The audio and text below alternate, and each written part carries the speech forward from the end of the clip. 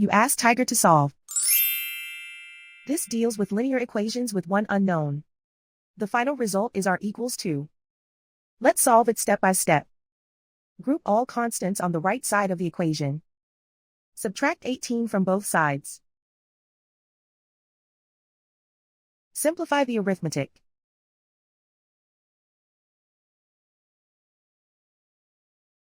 Isolate the r. Divide both sides by -5. Cancel out the negatives. Simplify the fraction. Cancel out the negatives.